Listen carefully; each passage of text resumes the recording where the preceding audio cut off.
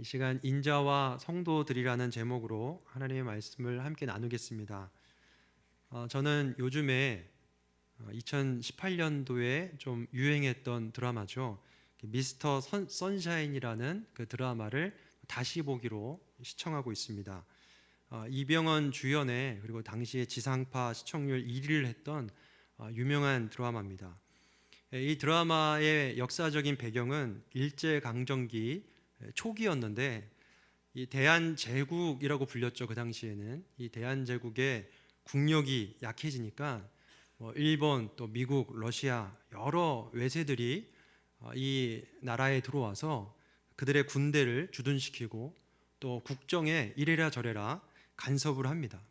그러니까 나라에 힘이 없으니까 우리나라의 사람들도 그 외국 사람들에게, 특히 일본 사람들에게 또 굽실거리고 또 무시당하는 그러한 시대를 배경으로 이 드라마가 펼쳐지고 있습니다. 이 드라마 내용 중에 한 장면을 소개해드리고 싶은데요. 한 번은 어떤 남매가 일본군 간부에게 좀 폭행을 당하고 있었습니다. 이때에 이 남매 중에 남동생이 길거리에 나가 보니까 한 미국인 장교가 지나가고 있는 거예요. 이 장교는 이병헌이었습니다. 이 이병헌에게 좀 도와달라고 하니까 이병헌의 마음이 좀 움직여서 도와줍니다. 그 일본군 간부를 때려 눕히고 이 남매를 구해주게 됩니다. 그런데 나중에 이 일이 문제가 생겨서 일본군 군대와 미국군 군대가 서로 잠시 대치하는 상황이 발생합니다.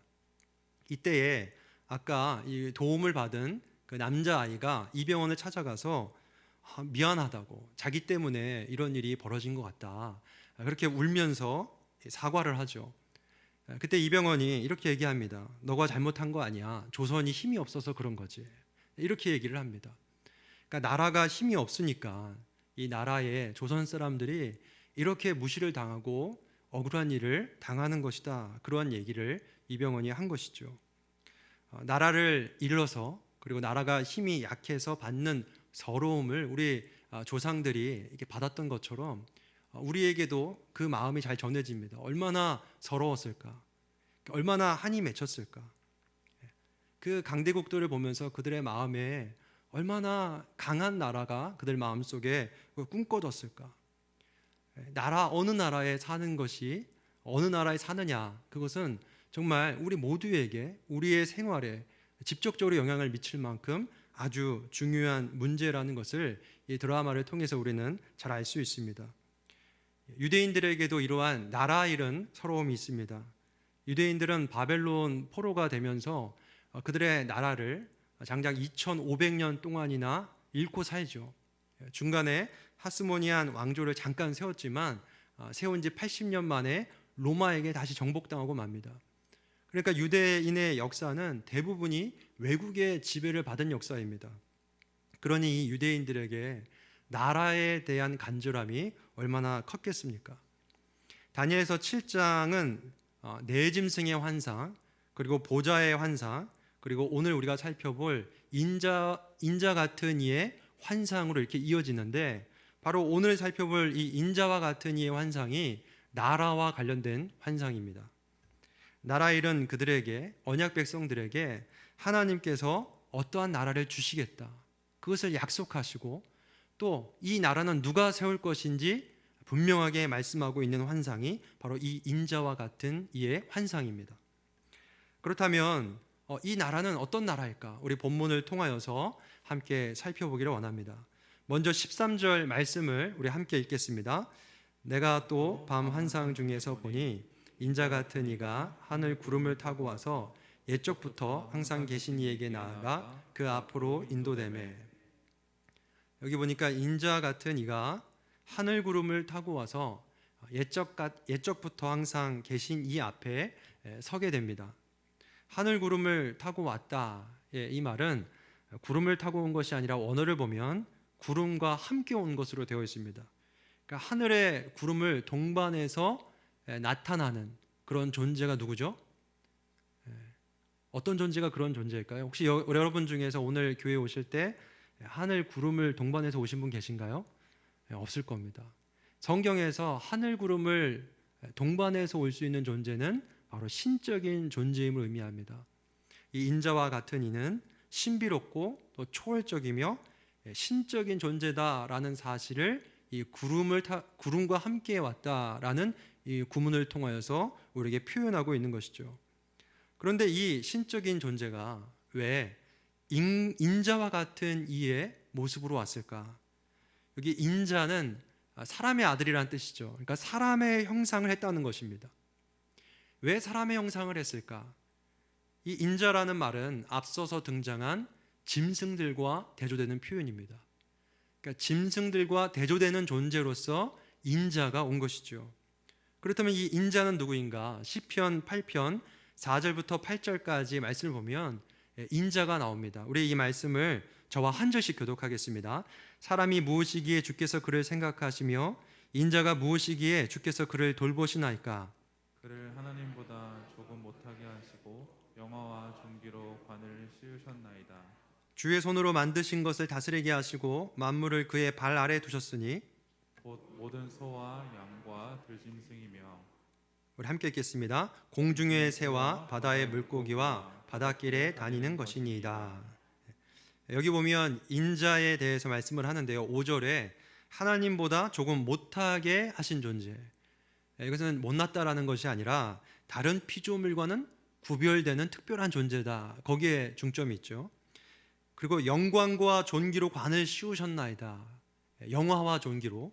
이 영화와 존귀로 관을 씌우셨다라는 것은 그를 왕과 같은 지위로 만들었다라는 뜻입니다.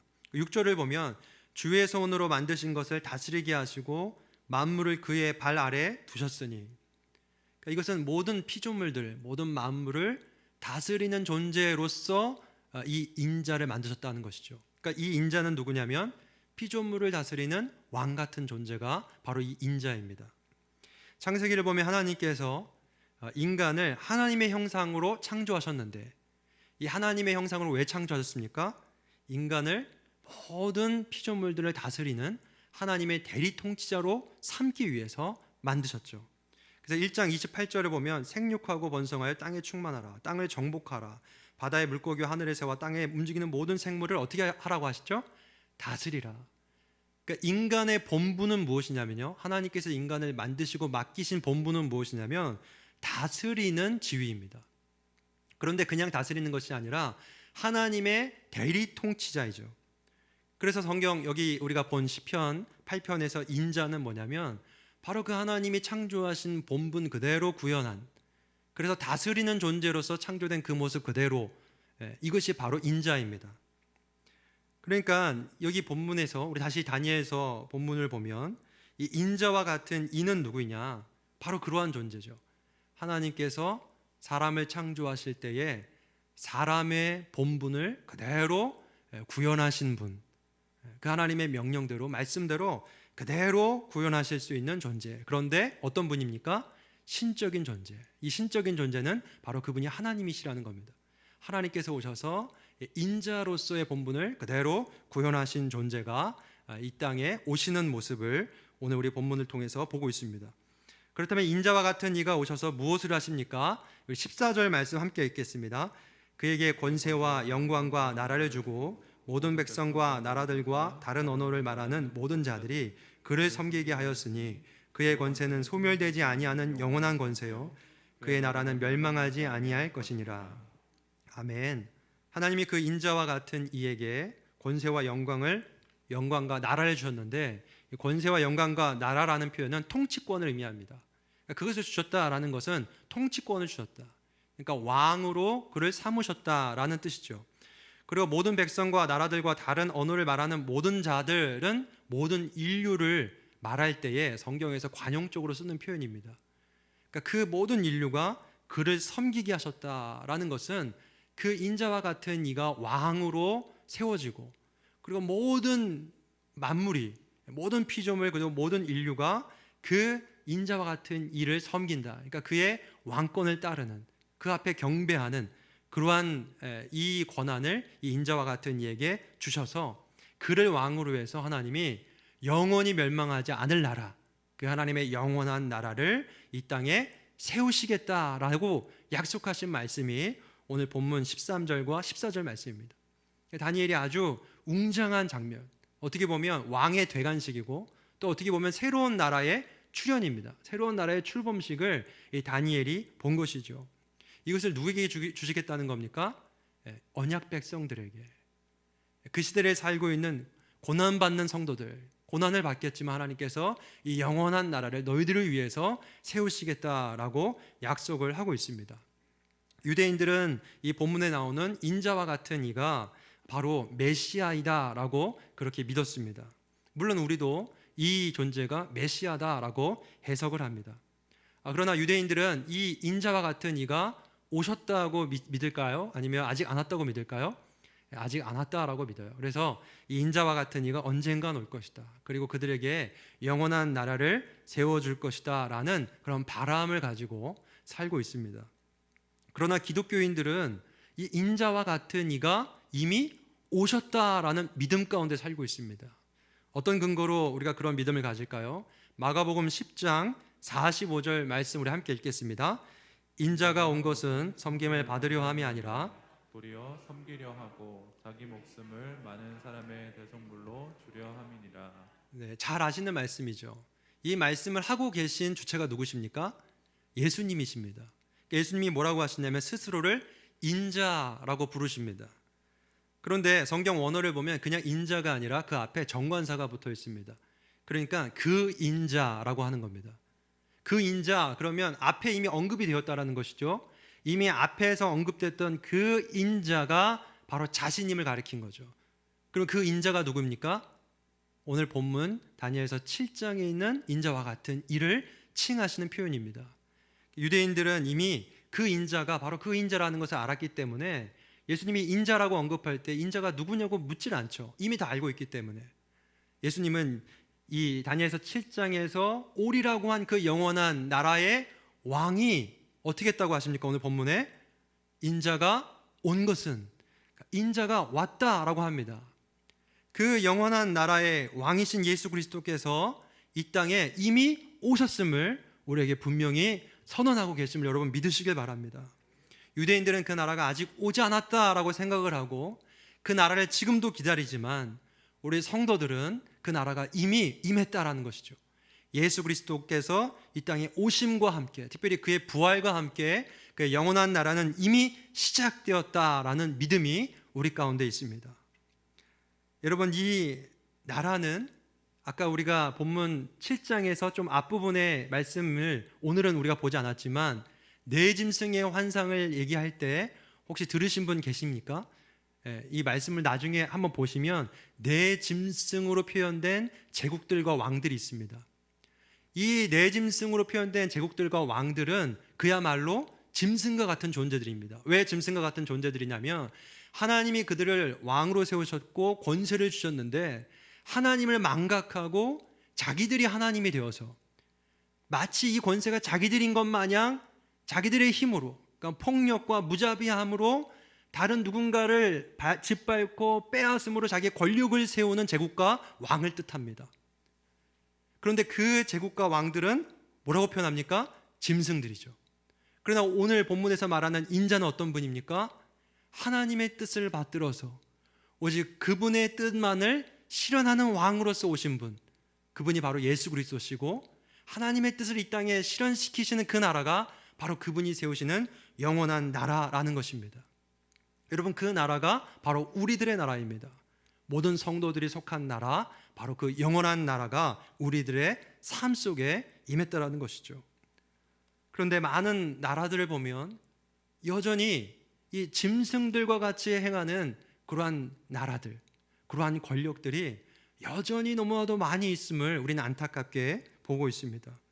그들은 자신들의 권력을 더욱 권고히, 더 굳건하게 하고자 마치 과거의 바벨론이나 페르시아나 여러 그런 제국들이 행했던 것처럼 폭력과 무자비함으로 남의 것을 빼앗음으로 자기의 권력을 영원히 세우려고 하는 교만을 떨고 있습니다.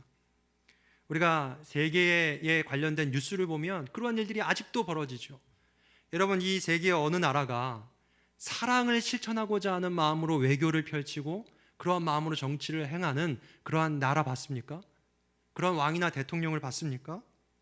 그들은 자국민의 이익과 안전을 위해서라면 기꺼이 다른 나라를 짓밟을 수 있는 그러한 외교를 지금도 우리가 보란듯이 펼치고 있습니다. 뉴스를 보면요, 그냥 몰래 하는 것이 아니라 보란듯이 그러한 외교를 펼치고 있습니다. 심지어 그들의 그런 행태 때문에 많은 약한 나라들은 경제적으로 붕괴되거나 나라가 망하는 모습도 우리가 많이 보고 있죠. 그들에게 주어진 하나님이 주신 권세를 하나님이 주셨음을 망각하고 그들 자신의 권력을 세우고자 짐승처럼 행하는 그런 행태가 지금도 벌어지고 있다는 것입니다. 우리가 계속 미얀마에 관심을 갖고 있는데요, 이 미얀마의 군부 세력만 봐도 그렇습니다.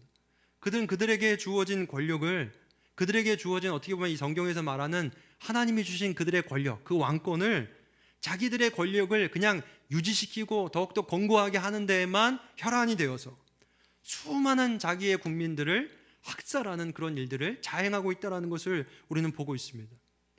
나라만 그렇습니까? 종교도 그렇습니까? 어떤 종교들은 자기의 종교의 영역을 더 넓히고자, 자기의 종교의 위대함을 더 관철시키고자 폭력을 사용하고 남을 강요하면서 종교를 더 퍼뜨리려고 하는 그런 종교 지도자들도 우리가 볼 수 있습니다. 하나님이 주신 권세를 정말 하나님의 뜻대로 그 뜻에 맞게 사용을 하고 하나님의 영원한 나라를 세우는 데 일조하는 그러한 통치자들, 그러한 정치자들, 그러한 지도자들을 우리가 막 찾아보려고 해도 찾기가 쉽습니까? 어렵습니까? 너무나도 어렵다는 것이죠. 그런 모습을 볼 때마다 우리는 마음에 정말 어려운 마음이 생깁니다. 정말 이 세계에 소망이 있을까? 이런 일들이 이 세계의 역사에만 일어나는 것이 아니라 우리나라의 한 뉴스만 봐도 그렇습니다. 2014년 이래로 아동 학대의 건수가 3배 증가했다고 합니다. 7년밖에 안 됐는데 그 사이에 아동 학대 건수가 3배가 증가했다는 거예요. 여러분, 가정 내에서 권력을 잡은 자가, 그것이 아버지가 됐든 어머니가 됐든 부모님이 됐든, 그 자녀에게 하나님께서 그 권세, 어떻게 보면 힘이죠. 힘을 사용해서 자녀를 잘 하나님의 형상으로 이렇게 양육하라고 하나님께서 그런 힘을 주셨지 않습니까? 지위를 주셨지 않습니까? 그런데 그 작은 가정에서조차 하나님이 주신 권세를 오용하고 남용해서 그 아이들을 때리고 학대하는데 그 권세를 사용하고 있는 우리들의 모습을 보고 있다는 것이죠. 혹시 여러분들의 안에는 어떤 욕망이 있습니까? 하나님께 더 큰 영향력을 구하면서, 더 큰 힘을 구하면서 어떠한 바람이 있습니까? 하나님이 그 힘을 주셨을 때 여러분들은 그 힘을 어떻게 사용하고 있습니까?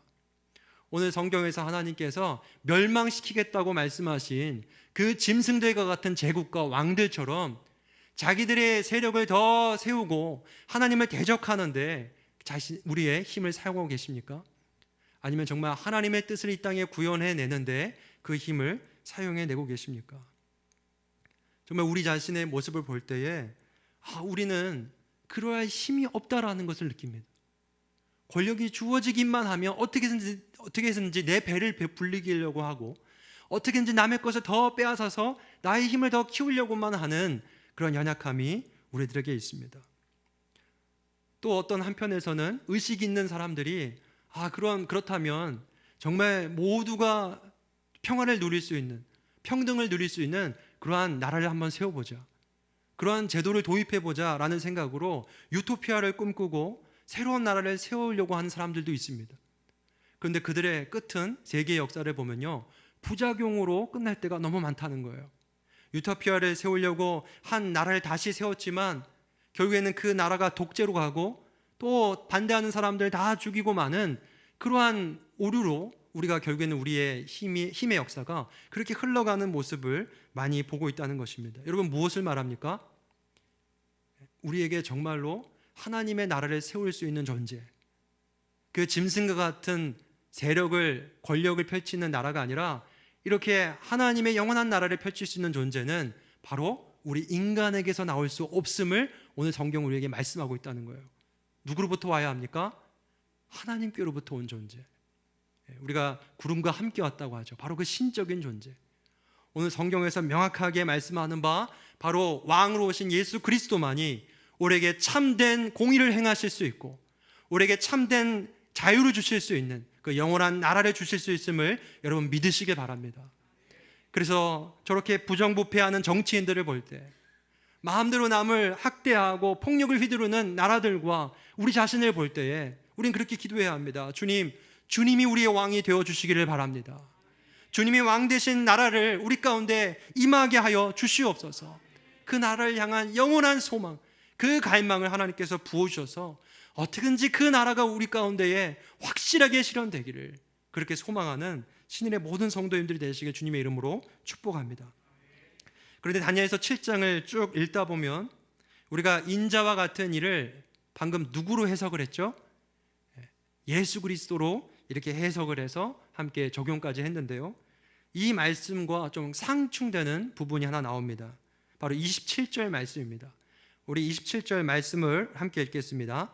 나라와 권세와 온 천하 나라들의 위세가 지극히 높으신 이에 거룩한 백성에게 붙임바 되리니 그의 나라는 영원한 나라이라.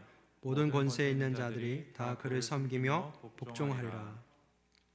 여기를 보면 이 앞서서는 권세와 영광과 나라가 누구에게 주어졌죠? 인자와 같으니. 그게 단수입니다.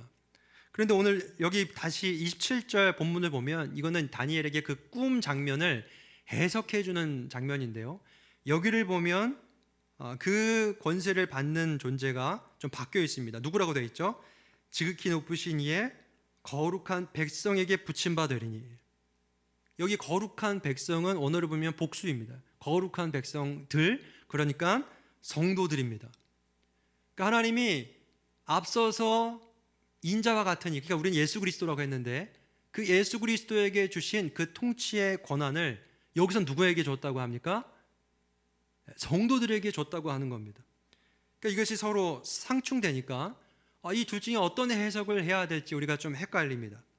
그러나 우리가 신약 성경까지 우리가 같이 좀 아울러서 이 본문을 살펴볼 때에 왜 본문이 이렇게 말씀하고 있는지를 우리가 잘 알 수 있습니다. 에베소서 1장 20절부터 23절까지 말씀을 한 절씩 읽겠습니다. 그의 능력이 그리스도 안에서 역사하사 죽은 자들 가운데서 다시 살리시고 하늘에서 자기의 오른편에 앉으사 모든 통치와 권세와 능력과 주권과 이 세상뿐 아니라 오는 세상에 일컫는 모든 이름 위에 뛰어나게 하시고 또 만물을 그의 발 아래에 복종하게 하시고 그를 만물 위에 교회의 머리로 삼으셨느니라.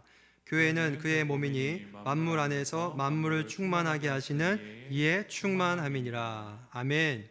여기 보면 하나님께서 예수 그리스도를 하나님의 보좌 우편에 앉혔죠. 이거는 그분을 통치자로 삼으셨다는 겁니다. 그래서 만물을 다스릴 수 있는 권세, 왕권을 주셨습니다. 그런데 또 뒤를 보니까 이 예수님은 뭐라고 합니까? 교회의 머리시다. 그러니까 교회의 대표시다라고 표현합니다. 그리고 그분의 몸은 누구입니까? 바로 교회다. 여기서 교회는 건물이 아니라 바로 성도들을 가리킵니다. 그러니까 예수님은요, 우리 성도들과 믿음으로 하나가 되셔서 우리 성도들이 예수님을 믿을 때에 연합된다고 하죠. 아주 밀접한 연합을 누리고 있는 것이죠. 그래서 예수님이 성도의 교회의 머리가 되시고 우리는 그의 몸을 이루어서 예수님과 우리는 그분을 대표자로 또 우리는 그분의 지체로서 하나가 되었다라는 그런 원리를 오늘 에베소서 말씀은 우리에게 말씀하고 있는 것입니다. 그러니까 오늘 본문은 무엇입니까? 14절과 17절은 머리 대신 예수 그리스도께 왕권이 주어졌지만, 그래서 그분이 왕으로서 세상을 통치하시지만 그 예수님께서 교회와, 그러니까 성도들과 긴밀하게 하나가 되셨기 때문에 우리에게도, 성도들에게도 주님께서 통치권을 주시고, 이 통치를 주님만 하시는 것이 아니라 교회와 함께 교회를 통해서 하신다라는 말씀을 우리에게 주고 계신 겁니다. 그래서 이것은 그리스도의 영광이면서 또 교회의 영광입니다.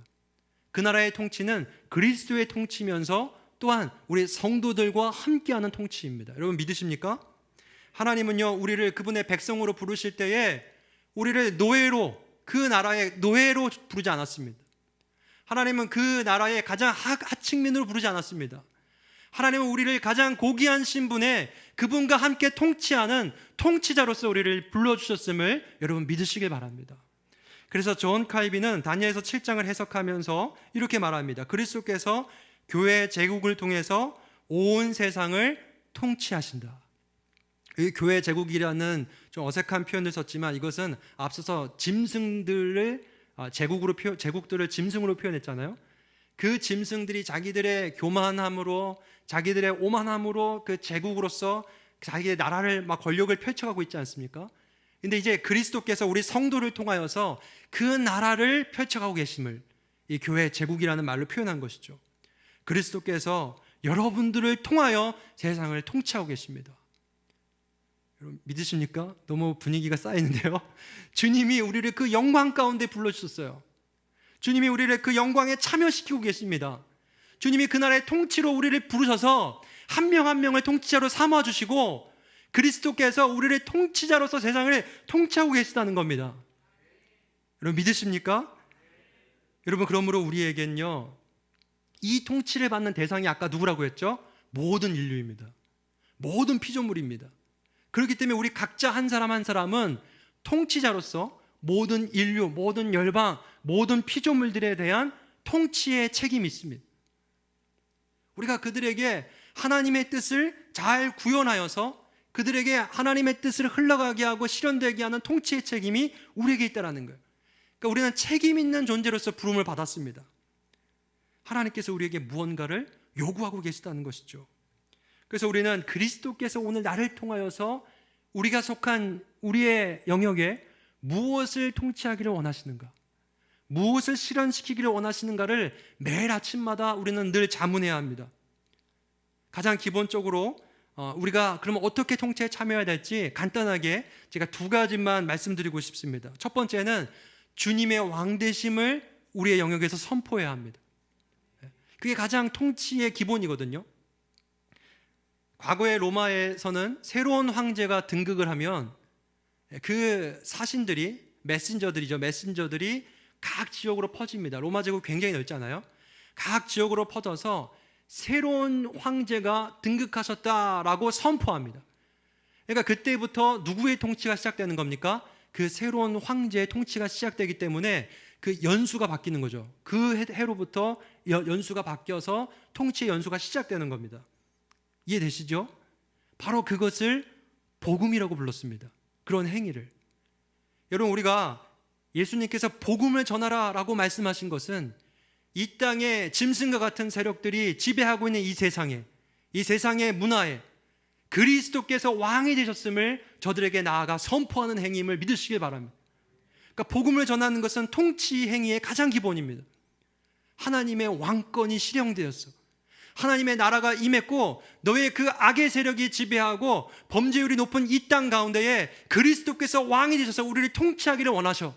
그분이 우리의 왕이 되셨어 라고 선포하는 게 복음 선포입니다.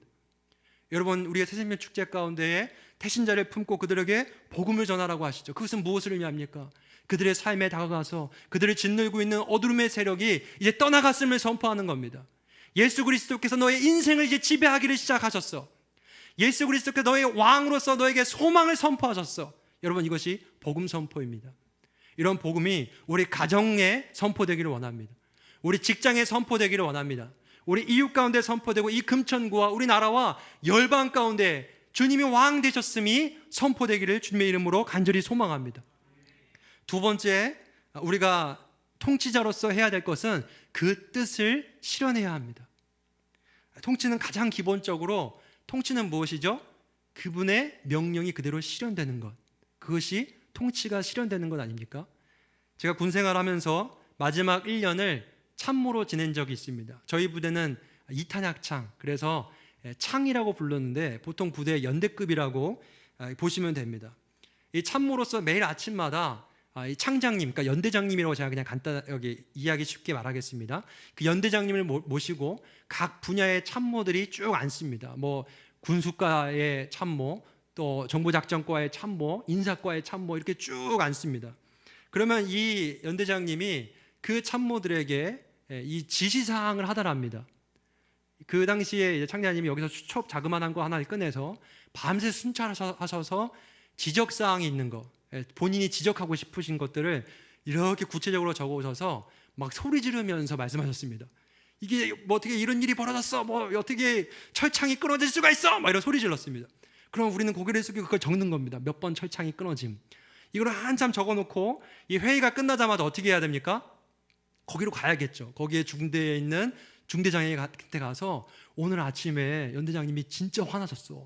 여기에 철창이 끊어진 걸 보셨어. 그러니까 이걸 어떻게 해야 됩니까? 빨리 엮어놔야지. 이렇게 말을 하는 겁니다. 아니면 어떤 공식 문건을 만들어서 하달을 해서 빨리 이것을 조치하고 그 조치가 됐는지 보고하라라는 역할을 이 참모들이 합니다. 그러니까 참모가 하는 것은 뭐냐면 이 지휘관이 어떻게 보면 지휘권을 행사하죠.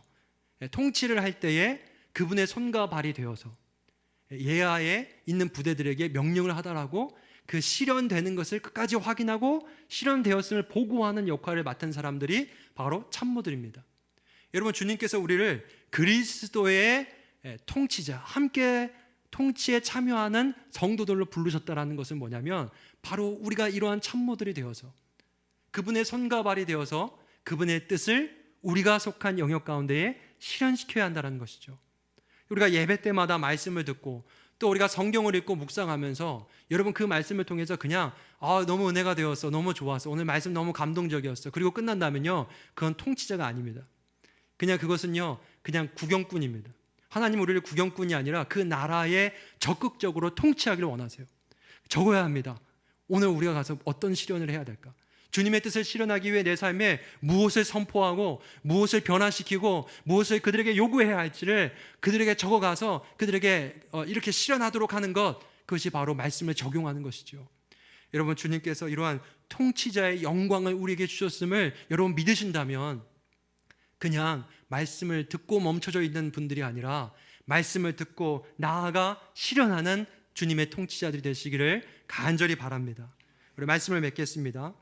우리의 나라는 그리스도께서 왕으로서 세우신 영원한 나라이고 그 나라는 이미 우리의 삶에 임하였습니다. 임하였을 뿐만 아니라 주님께서는 우리를 그 나라의 통치자로 다 참여시켜 주셨어요. 아주 고귀한 신분으로서 우리를 불러주시고 우리에게 그분의 말씀을 주시면서 이 말씀대로 나아가 너희는 통치하라 라고 명령하고 계십니다. 여러분, 오늘 우리가 나아가서 주님이 왕 되심을 선언하는 그 복음의 선포를 감당하길 바랍니다. 그리고 두 번째, 우리 각자에게 주시는 하나님의 통치를 우리의 삶에서 실현하는 각자의 통치의 사명을 감당하기를 원합니다. 우리 신일의 모든 성도님들이 이러한 하나님 나라를 구현하는 삶을 살아가기를 주님의 이름으로 축복합니다.